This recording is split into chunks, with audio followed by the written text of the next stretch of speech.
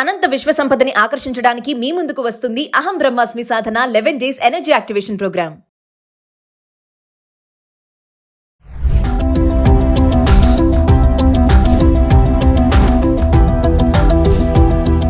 నమస్తే, welcome back to Suman T. ప్రస్తుతం మనతో పాటు ఉన్నారు అనలిస్ట్ మందరి కృష్ణారెడ్డి గారు. నమస్తే సార్. నమస్తే అమ్మా. సార్, రేషన్ కార్డ్స్ అనేవి మనకి పింక్ అండ్ వైట్ ఉంటాయి కదా. మామూలుగా ఒక న్యూస్ ఏంటంటే రేషన్ కార్డు ఉన్న వాళ్ళకి ఒక బ్యాంక్ 2 లక్షలు ఇస్తుంది అని చెప్పేసి ఒక న్యూస్ అయితే వెళ్తుంది. అంటే ఇలాంటివన్నీ ఒక్కొక్కసారి ఉంటాయి. అదృష్టం అనేది వాళ్ళు ఎప్పుడు ఏది ఇంప్లిమెంట్ చేస్తారనేది తెలియదు. సో రేషన్ కార్డు ఉన్న వాళ్ళకి కొన్ని బ్యాంక్స్ అయితే మనీ ఇవ్వడం జరుగుతుంది అంటున్నారు. ఒకసారి వివరాల్లోకి వెళ్తే సార్. ఇక్కడ రేషన్ కార్డు ఉన్న వాళ్ళందరికీ అని కాదు, ఇక్కడ ఏంటంటే నిరుద్యోగ యువకులు ఎవరైతే ఉన్నారో రేషన్ కార్డులో వాళ్ళ పేరున్నట్టయితే, అంటే రేషన్ కార్డులో ఉండడం అంటే బిలో పావర్టీ లైన్లో ఉండడం అని దాని అర్థం. రేషన్ కార్డు ఎవరికి ఇష్యూ చేస్తారు? ప్రతి వాడికి రేషన్ కార్డు ఇవ్వరు. ఎవరైతే ఆర్థిక స్థితి తక్కువ ఉందో వాళ్ళకి బియ్యం కానీ పంచదార కానీ మిగిలిన కొన్ని వస్తువులు తెచ్చుకోవడానికి వీలుగా గవర్నమెంట్ సప్లై చేసేటువంటి సప్లైస్ వాళ్ళకి అందేటట్టుగా చేస్తారు. వాళ్ళకి రేషన్ కార్డు ఇష్యూ చేస్తారు. అంటే రేషన్ కార్డు ఉన్నది అని అంటే దాని అర్థం వాళ్ళు ఆర్థిక స్తోమత తక్కువగా ఉన్నవాళ్ళు అని అర్థం. సో వీళ్ళు ఏం చేశారంటే ఆర్థిక స్తోమత ఉందా లేదని వెళ్ళి వాళ్ళని చెక్ చేయడం కన్నా రేషన్ కార్డు హోల్డర్స్ అయితే ఎవరి దగ్గర ఉన్నారో వాళ్ళు కాస్త కుస్తో చదువుకున్న వాళ్ళు, మినిమం ఎడ్యుకేషన్ ఉండేటువంటి వాళ్ళు ఎవరుతున్నారో వాళ్ళకి 45 రోజుల పాటు ఒక కోర్సు నేర్పించి వాళ్ళకి 2 లక్షల రూపాయలు మంజూరు చేసి ఆ 2 లక్షల రూపాయల్లో వాళ్ళు ఒక చిన్న ఎంటర్ప్రీనర్షిప్ వాళ్ళు స్టార్ట్ చేసుకోవడానికి వీలుగా వాళ్ళు బతుకుదెరువు వాళ్ళ కాళ్ళ మీద వాళ్ళు నిలబడి పోషించుకునే విధంగా తయారు చేస్తున్నారు. దీంట్లో union bank of India Vizianagaram లోపల దీన్ని అమలు చేయడం జరుగుతోంది. Okay, union bank of India చేస్తోంది. మిగతా బ్యాంకులు కూడా ఈ అవకాశం ఉంది. ప్రతి బ్యాంకు కూడా ఏం ఇస్తారంటే కొంత ఇలాంటి పనులు చేయాలి, కొన్ని ప్రజలకు మేలు చేసేటువంటివి, ముఖ్యంగా నిరుద్యోగ సమస్యను రూపుమాపేటువంటివి, తర్వాత బిలో పావర్టీ లైన్లో ఉండే వాళ్ళని పైకి తీసుకొచ్చేటువంటి కార్యక్రమాలు చేయమనేది ప్రభుత్వ రంగ బ్యాంకులకు అన్నిటికీ ప్రభుత్వ రంగ సంస్థలకు ఇచ్చేటువంటి ఇన్స్ట్రక్షన్స్. సెంట్రల్ గవర్నమెంట్ నుంచి ఇలాంటి ఇన్స్ట్రక్షన్స్ ఉంటాయి. ఎవరైతే ఇలాంటి పనులు చేస్తుంటారో ఈ పనులన్నీ కూడా కేంద్ర ప్రభుత్వం దృష్టికి తీసుకెళ్ళినప్పుడు ఆ బ్యాంకులకు ఇంకా కొన్ని సౌకర్యాలు అదనపంగా కల్పించే ప్రయత్నం కూడా గవర్నమెంట్ చేస్తుంది. అంటే ఇవన్నీ మ్యాండేటరీ. ఖచ్చితంగా ప్రతి బ్యాంకు కూడా ఇలాంటివి అమలు చేయాల్సి ఉంది. ఒక్కొక్క బ్యాంకు ఒక్కొక్క రకమైనటువంటి విధానాలు తీసుకుంటుంది. కొందరు రైతులకు మేలు చేసే ప్రయత్నం చేస్తారు, కొందరు మహిళలకు మేలు చేసే ప్రయత్నం చేస్తారు, వీళ్ళు నిరుద్యోగులకు మేలు చేసేటువంటి ప్రయత్నం వీళ్ళు చేశారు.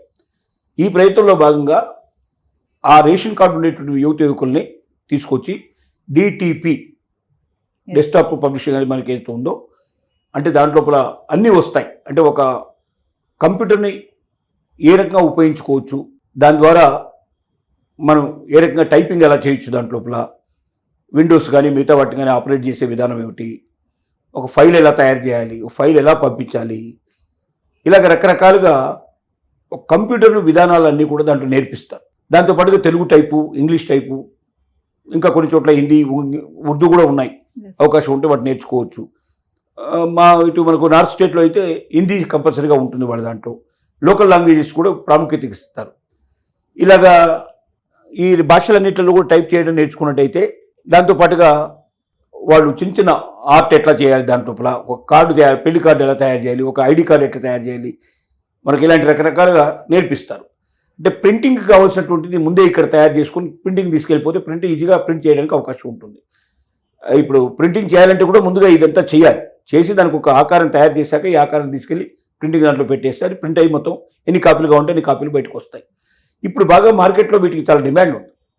ఎందుకంటే ఇవాళ ఏ విషయం అయినా సరే, ఒక లెటర్ రాయాలన్నా, లేదా ఒక కార్డు కొట్టించాలన్నా, లేక ఏదైనా ఒక బుక్ పబ్లిష్ చేయాలన్నా, ప్రతి దానికి ఈ టైప్ కానీ, తెలుగు టైపు, ఇంగ్లీష్ టైప్ కానీ టైప్ లోపల టైప్ చేయడం, కంప్యూటర్ లోపల దాన్ని టైప్ చేయడం అనేది చాలా అవసరమైన పరిస్థితి ఏర్పడింది. ఈ పాత టైప్ మిషన్లు ఇప్పుడు పెద్దగా ఎవరు ఉపయోగించట్లేదు. అంతా కంప్యూటర్లోనే టైప్ చేయడం నేర్చుకుంటున్నారు.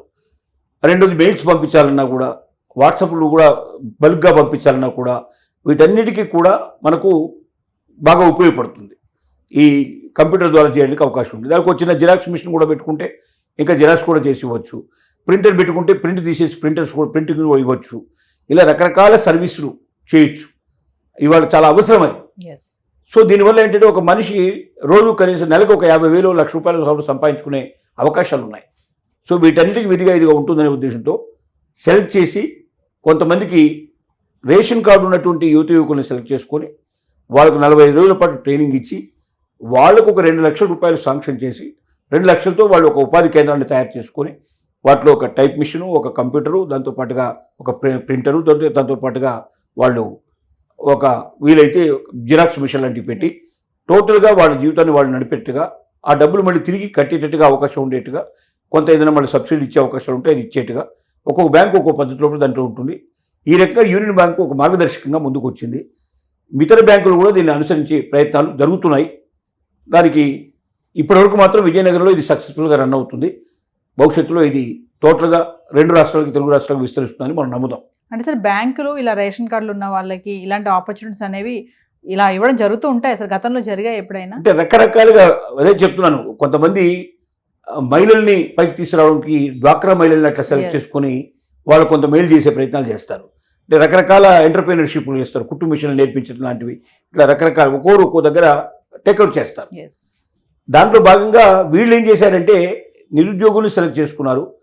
వాళ్ళు ముఖ్యంగా పావర్టీ లైన్లో, బిలో పావర్టీ లైన్లో ఉండే వాళ్ళని సెలెక్ట్ చేసుకొని వాళ్ళకు 2 లక్షల రూపాయలు ఇవ్వడం ద్వారా, అంటే వాళ్ళకి లోన్ లాగా ఇచ్చి ఆ 2 లక్షల రూపాయలు వాళ్ళకి మళ్ళీ తిరిగి దాంట్లో కొంత సబ్సిడీ ఇచ్చినప్పుడు కొంత కట్టేట్టు ఏర్పాటు ఉండి వాళ్ళ కాళ్ళ మీద వాళ్ళు నిలబట్టేట్టుగా వీళ్ళు ఏర్పాటు చేశారు. ఎస్.